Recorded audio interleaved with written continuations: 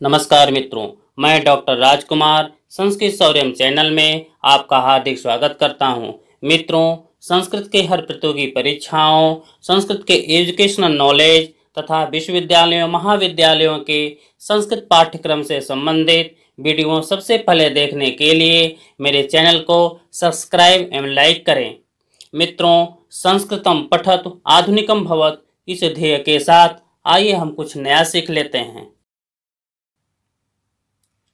आज हम उत्तरामचरितम ग्रंथ का सामान्य परिचय यहाँ पर करेंगे, क्योंकि संस्कृत के हर प्रतियोगी परीक्षा में टीजीटी हो, पीजीटी हो, यूजीसी हो, नेट हो इत्यादि सभी संस्कृत से संबंधित जितने भी प्रतियोगी परीक्षाएं होती हैं, हर प्रतियोगी परीक्षा में उत्तरामचरितम ग्रंथ का परिचय पूछा जाता है। कितने अंक हैं, कितने श्लोक हैं, मंगलाचरण क्या है, अंत वाला भरत वाक्य क्या है, इस प्रकार से क्वेश्चन पूछे जाएंगे। तो इसमें हमने उत्तरामचरितम ग्रंथ का सामान्य परिचय पूरा के पूरा स्पष्ट करके एक हम पूरा सार कम से कम 10-20 पुस्तकों का एक संकलन करके हम आपके सामने लेकर के उपस्थित हैं। इसके साथ साथ इसमें हम उत्तरामचरितम के टीजीटी के परिप्रेक्ष्य में उत्तरामचरितम के तृतीय अंक पर भी फोकस करेंगे। ये उत्तरामचरितम के तृतीय अंक का एक एक बिंदु लेकर के हम आपके सामने उपस्थित रहेंगे। तो मित्रों, यहाँ पर आपको मेरा निवेदन है कि आप अपने पास कलम और कॉपी ले लें, क्योंकि बार बार हम आपको प्रेरणा देते हैं कि आप लेखन पे जोर दें। यदि अधिक से अधिक जब लेखन पे आप जोर देंगे, क्योंकि श्रवण और लेखन दोनों आपको सफलता के लिए सफलता की कुंजी मानी जाती है। जब तक आप लेखन कार्य नहीं करेंगे तब तक ये जो कहावत है कि सफलता की कुंजी मानी जाती है लेखन, वह चरितार्थ नहीं होगा। इसलिए मैं बार बार आपके लेखन कार्य पर जोर देता हूं कि आप मेरा वीडियो देखते चलिए और लिखते चलिए। जब आप एक लिखते जाएंगे तो एक आपके पास संकलन हो जाएगा, जिससे कि एक बार लिख लेते हैं, इसके बाद एक दो बार वीडियो देख लेते हैं तो आपकी चित्तवृत्ति पर बन जाएगा। फिर कोई भी परीक्षा हो, आप हर परीक्षा में आप बैठ करके जिस प्रकार से आप मूवी देखते हैं, मूवी की पूरी स्टोरी आपको याद हो जाती है, उसी प्रकार यदि आप एक बार लेखन श्रवण कर लेते हैं तो मूवी जैसी पूरी की पूरी आपको स्टोरी तैयार हो जाएगी। फिर कोई भी परीक्षा हो, छोटी परीक्षा हो या बड़ी परीक्षा हो, किसी परीक्षा में भूल नहीं सकते हैं। इसी प्रकार से आपको अन्य वीडियो प्राप्त करना चाहते हैं तो मेरे चैनल पे यदि आप पहली बार आए हैं तो मेरे चैनल को सब्सक्राइब एवं लाइक कर लें, जिससे कि मेरे द्वारा बनाए अन्य वीडियो भी आपको प्राप्त हो सके। यह सब्सक्राइब लाइक कोई पैसा नहीं है, निःशुल्क है। अन्य वीडियो देखने के लिए आपको, क्योंकि यूट्यूब इत्यादि कंप्यूटर जो होते हैं वह एल्गोरिथम पे काम करते हैं, आप फेसबुक देख लें, इत्यादि जितने भी होते हैं एल्गोरिथम पे काम करते हैं। यदि आप चैनल को सब्सक्राइब कर लेते हैं तो क्रमशः आपको वीडियो यथासख्यम नुदे समानाम सूत्र के अनुसार आपको क्रमशः वीडियो आपको प्राप्त होते चलते जाते हैं। तो आइए हम समय गवाते न हुए आपको हम अपने टॉपिक पे अब चर्चा करते हैं। तो आज हम उत्तरामचरितम के सामान्य ग्रंथ का सामान्य परिचय लेते हुए आपके सामने हम उपस्थित हैं। उत्तरामचरितम महाकवि भवभूति द्वारा रचित करुण रस प्रधान नाटक है। उत्तरामचरितम महाकवि भवभूति द्वारा रचित करुण रस प्रधान नाटक है। इस नाटक में करुण रस की प्रधानता है। इसमें राम को नायक, सीता को नायिका के रूप में चित्रित किया गया है। इस उत्तरामचरितम नाटक का जो नायक है वो कौन है? राम है। सीता नायिका के रूप में चित्रित की गई है। राम के राज्याभिषेक के बाद सीता का परित्याग, लवकुश के जन्म तथा पुत्रों सहित राम और सीता के पुनर्मिलन की कथा है। कुल यह कथा 7 अंकों में निबद्ध की गई है। कितने अंकों में? 7 अंकों में। यह मित्रों हमेशा क्वेश्चन पूछा जाता है कि उत्तरामचरितम कुल कितने अंक हैं? उत्तरामचरितम में कुल कितने अंक हैं? 7 अंक हैं। उत्तरामचरितम में श्लोकों की जो संख्या है वो कितनी है? 256 श्लोकों की संख्या है, निबद्ध है। कथा का जो स्रोत या उपजीव्य या मूल कहा जाए तो यह वाल्मीकि रामायण का उत्तरकांड से लिया गया है। यह उत्तरामचरितम कहाँ से, इसका मूल स्रोत क्या है या इसका उपजीव्य क्या है? तो वाल्मीकि रामायण का उत्तरकांड तथा पद्म पुराण का पाताल खंड। पद्म पुराण, पुराण से भी पूछता है कि उत्तरामचरितम किस पुराण से संबंधित है, तो पद्म पुराण से संबंधित है। किस महाकाव्य से संबंधित है, तो वाल्मीकि कृत रामायण से उपजीव्य है। चित्रविधि, दृश्य, छाया दृश्य तथा गर्भांग नाटकाद महाकवि की अपनी मौलिक कल्पना है। यदि पूछता है कि भवभूति का उत्तरामचरितम में मौलिक कल्पना क्या क्या है, तो मौलिक कल्पना चित्रविधि, दृश्य, छाया दृश्य तथा गर्भांक नाटक आदि महाकवि की अपनी मौलिक रच कल्पना है।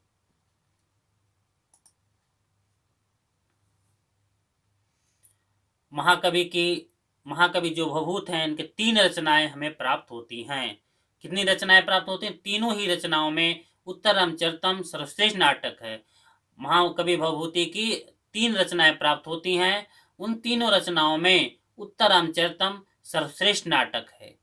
उत्तर रामचरितम में कवि ने इदम कविभ्यः पूर्वेभ्यः नमो वाकम प्रशास्यहं महे विंदेयम देवताम वाचमृतात्मानः कलाम, इस प्रकार से मंगलाचरण, उत्तर रामचरितम का मंगलाचरण इदम कविभ्यः पूर्वेभ्यः इत्यादि श्लोक से किया गया है। उत्तर रामचरितम का मंगलाचरण नमस्कारात्मक मंगलाचरण है। मंगलाचरण में अनुष्टुप छंद है, जो यह अनुष्टुप छंद के माध्यम से मंगलाचरण किया गया है। यह जो मंगलाचरण है वह द्वादश पदा नांदी है। नांदी पूछा जाता है कि अष्टपदी नांदी है कि 10 पदी नांदी है कि 12 पदी नांदी है। यदि आप जान लें कि उत्तर रामचरितम का जो नांदी है वह 12 पदा नांदी है। इसमें वाल्मीकि आदि के पूर्व की कवियों की वाणी की वंदना की गई है। वाल्मीकि आदि के पूर्व के कवियों की वंदना की गई है। इसमें सामाजिकों के रक्षण का वरदान इष्ट देवता से नहीं मांगा गया है। सूर्य चंद्र का उल्लेख भी नहीं है। इसमें, इस नाटक में इन सब का किसी का उल्लेख नहीं है। अतएव शुद्ध नांदी है। इसमें अत्यंत शुद्ध नांदी का प्रयोग किया गया है।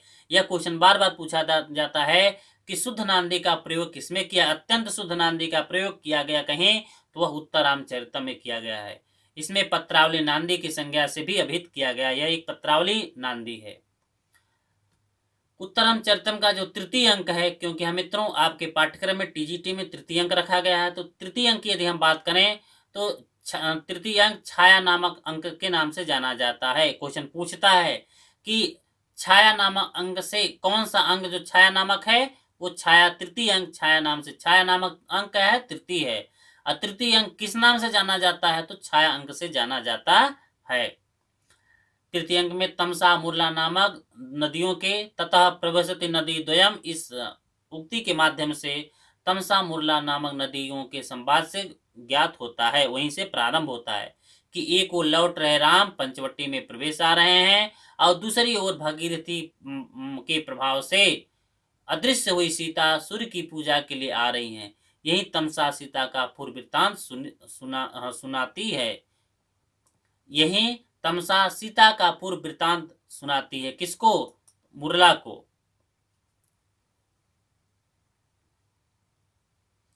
वाल्मीकि आश्रम के समीप सीता को छोड़कर जब लक्ष्मण लौट गए तो सीता ने स्वयं को गंगा के प्रवाह में डाल दिया। वहीं लवकुश का जन्म हुआ। सीता को पाताल भेजकर गंगा ने दोनों पुत्रों को महर्षि वाल्मीकि को सौंप दिया। आज पुत्रों के 12 वर्षीय वर्षगांठ पर देवी भागीरथी की आज्ञा से सीता अपने कुलगुरु भगवान सूर्य की पूजा करने आ गई हैं। कुलगुरु भगवान सूर्य की पूजा करने आ गई हैं।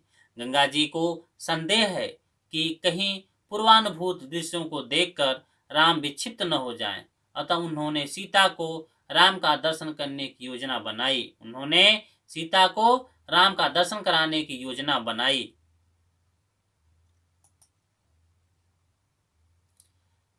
यहीं विष्कंभक समाप्त हो जाता है। यहीं पे विष्कंभक समाप्त हो जाता है और विष्कंभक के पश्चात राम तथा सीता का पंचवटी में प्रवेश होता है। राम सीता का पंचवटी में विष्कंभक के पश्चात क्वेश्चन पूछता है कि राम और सीता का पंचवटी में प्रवेश होता है किसके बाद? विष्कंभक के पश्चात राम और सीता का पंचवटी में प्रवेश होता है। राम पूर्वानुभूत दृश्यों को देखकर सीता का स्मरण करते हुए दुखित होकर मूर्छित हो जाते हैं। उनके दुख से सीता भी दुखित होती है और तमसा के कहने से राम का स्पर्श कर उन्हें सचेत करती है। ऐसा 2 बार होता है। तत्पश्चात राम अश्वमेघ यज्ञ की सूचना देते हुए अयोध्या लौट जाते हैं। सीता पुत्रों की वर्षगांठ मनाने गंगा के पास जाती है।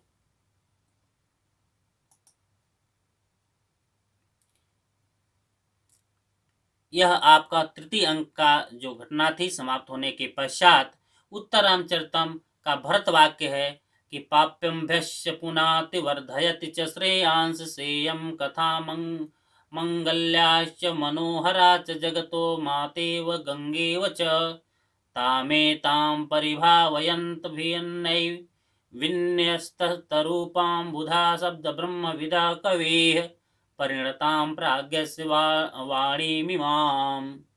यह उत्तरामचरितम का जो भरत वाक्य है वह शार्दूल विक्रीडित छंद में है।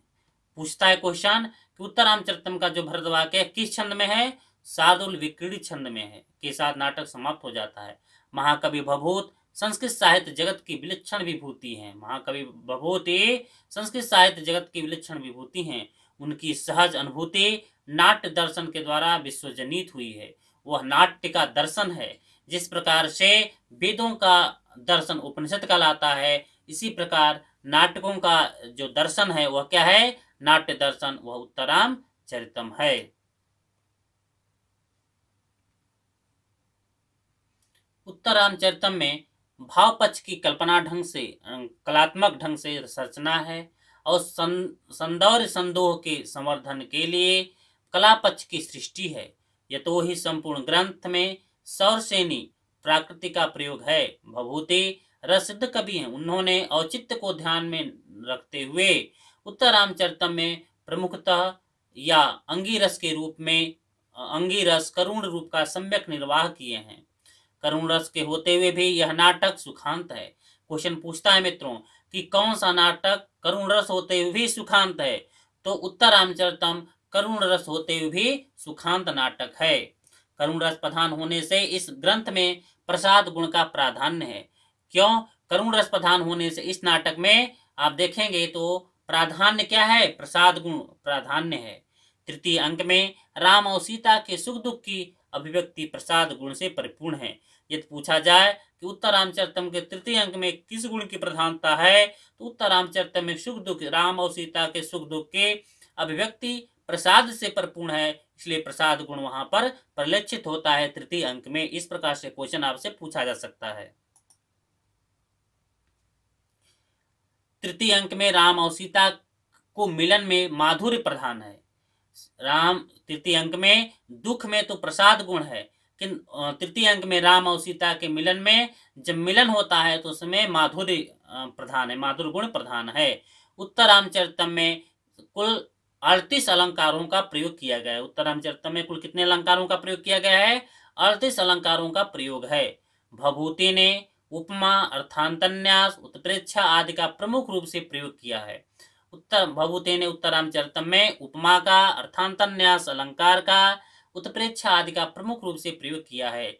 यहाँ स्मरणीय है कि महाकवि भभूत उत्तरामचरितम में श्लेष अलंकार का प्रयोग नहीं किया है। हाँ, स्मरणीय है कि महाकवि भभूत उत्तरामचरितम में श्लेष अलंकार का प्रयोग नहीं किए हैं। यदि पूछा जाए कि उत्तरामचरितम में भभूति ने किस अलंकार का प्रयोग नहीं किया है, हाँ, उत्तरामचरितम में भभूति ने श्लेष अलंकार का प्रयोग नहीं किया है।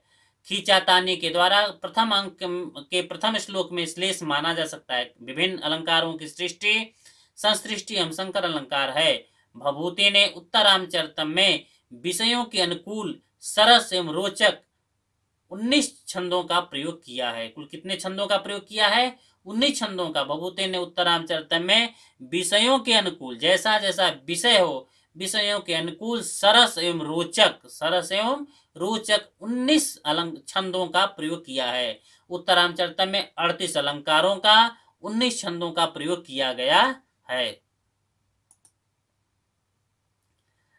19 छंदों में देखेंगे तो श्रगधरा, उपेंद्र वज्रा छंद का प्रयोग नहीं है। इस पूरे 19 छंद में देखेंगे तो श्रगधरा और उपेंद्र वज्रा छंद का प्रयोग उत्तरामचरितम में नहीं है। यदि मित्रों पूछ ले, चार दे दे इंद्रवज्जा, उपेंद्र वज्जा, उपवज्जाति, श्रगंधरा, इसमें से किस छंद का प्रयोग नहीं किया गया है? तो श्रगधरा और उपेंद्र वज्जा का प्रयोग उत्तरामचरितम में नहीं किया गया। ये सब क्वेश्चन, ऐसे क्वेश्चन पूछे जाते हैं। आप इन प्रश्नों पर फोकस करें, जो क्योंकि ऐसे से ही क्वेश्चन पूछे जाते हैं। क्या हो सकता है, क्या नहीं हो सकता है, इन सब क्वेश्चनों को आप याद कर लें।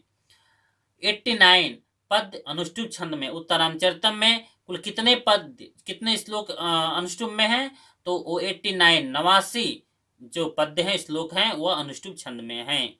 नायिका वर्णन में बसंतिलिका, नायिका वर्णन में बसंतिलिका, गंभीर भयावह रूप के में जब नायिका वर्णन जब करते हैं भभूते तो वसंतिलिका, नायिका के वर्णन में वसंतिलिका, गंभीर और भयावह के रूप में भयावह और रुक्ष में सादुल विक्रीड़ी छंद का प्रयोग हुआ है। श्री द्विजेंद्र लाल राय ने ठीक लिखा है कि विश्वास की महिमा में, विश्वास के श्री द्विजेंद्र लाल राय ने लिखा है कि विश्वास की महिमा में, प्रेम की पवित्रता में, भाव की तरंग किरणा में, भाषा के गांधीर्य और हृदय के महात्म्य में उत्तरामचरितम श्रेष्ठ है। ये कौन कहा है? श्री द्विजेंद्र लाल राय ने लिखा कि विश्वास की महिमा में, प्रेम की पवित्रता में, भाव की तरंग किरणा में, भाषा के गांधीर्य और हृदय के महात्म्य में उत्तरामचरितम श्रेष्ठ नाटक माना जाता